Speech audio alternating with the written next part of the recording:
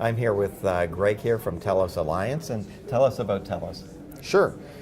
Telos is a company that was founded in about 1985 for radio broadcast by two chief engineers. So what they uniquely did is brought their real day-to-day experience into manufacture of equipment for radio broadcasters. And now we're also into TV audio.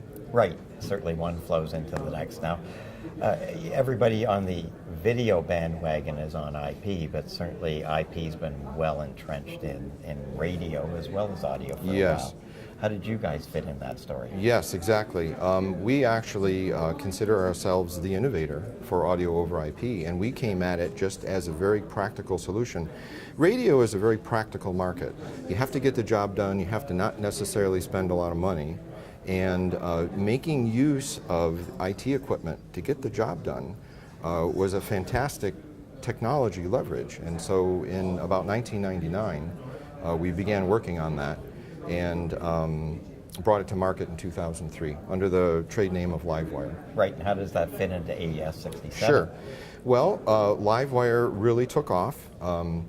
Thousands and thousands of on-air studios by the early 2000s. So we had a market advantage, but we knew that if eventually there were too many competing vendors, there would be a loss of benefit. So we pitched in our position and started the committee with the AES, which was originally called X192, and then which became AES67. Now, certainly AES67, it's compatible with the new ST2110 from Shay, yes, which is extremely important. Yes. And you must have a lot of people now on the video side saying, hey, what can you do for me on the audio side? Exactly, and we were pushing for that for probably the past 6 years or so. We were giving presentations to the digital television audio group saying, hey, you guys really ought to consider this. And it was really key. This was, AES67 was published 2013, so about 4 years ago. But when SMPTE embraced it for the audio part of TV audio production and broadcast, that was like really when AES67 really arrived, because now it truly is the professional audio solution, audio over IP. Now, I always consider video a piece of cake compared to audio. Really? So, okay. Well, I mean, you're dealing with multi-channel. Sure. You're dealing with multi-language. It's not that easy. And, initially, even when AES audio came out originally, everybody was into phasing nightmares and on and on. They all thought digital would fix it. Sure. Well, it is true that once you go digital audio, your quality is real good.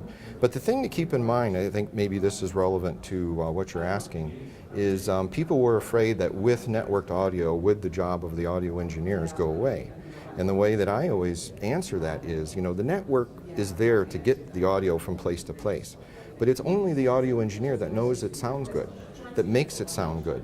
So in that respect, you need the art is still there. I mean, if you put it in out of phase, it's still going to come out of phase. Right.